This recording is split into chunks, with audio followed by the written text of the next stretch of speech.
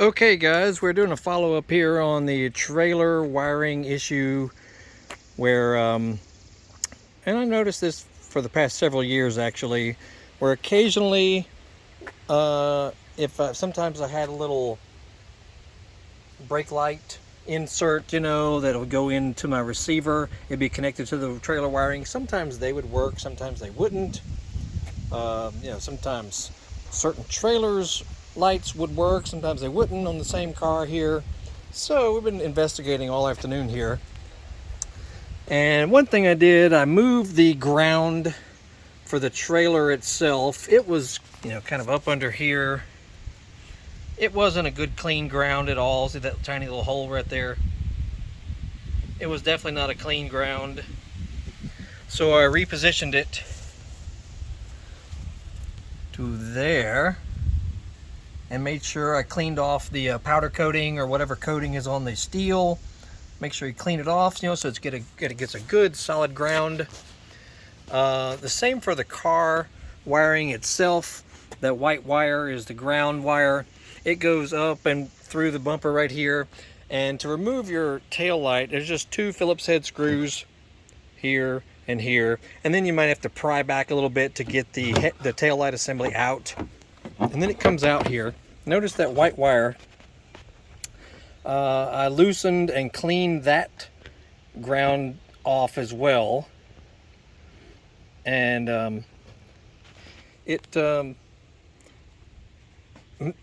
can't say exactly which thing solved the problem, but it definitely works properly now. Because we come in the car now, turn the key on. I was blowing fuses at random.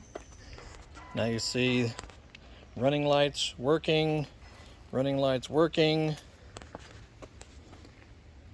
because this trailer has LED running lights all around. So does the car. The car has LED side light and tail light there. So, I didn't know if it was just an LED thing, because this is an older car, 2008 model. I don't know if that was an issue. Anyway, let's push the brake down.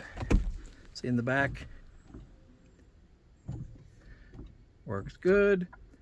Signal. Hazard. Tail lights on, off. Everything is working perfectly now. Where it was kind of random before, it was inconsistent. And another thing I checked was, the trailer wiring company, they joined in to my wires with these little clamps here. I made sure those were good and secure, so I took my needle nose pliers and clamped down nice and firm on both of those, just making sure they're getting a good connection. And the same is on the passenger side turn signal, so you have to take that one off and just make sure that those are getting good solid connection all the way through. Beyond that, you want to make sure there's no obvious frays in the wiring, or breakage of the wiring, or they're rubbing anywhere that they shouldn't be, that sort of thing. Same with the trailer wiring itself. You may have to follow it up under to where it leads into the trailer underneath there. Just make sure that there's no broken wires. Nothing obvious, of course. So anyway, that's what I discovered, and now it seems to be working great. So see my previous video on the location of the fuse. It's fuse number 22 inside the cabin there, and you see my previous video on how to access that fuse box. It's not difficult to do at all. Anyway, very pleased. Seemed to have turned out well. And make sure you see our other videos on this car and other cars, trucks, bikes, Harley Davidsons, dirt bikes, motocross stuff, all kinds of stuff on our channel.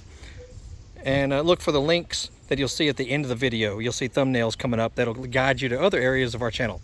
So you'll have a great day. We'll see y'all later.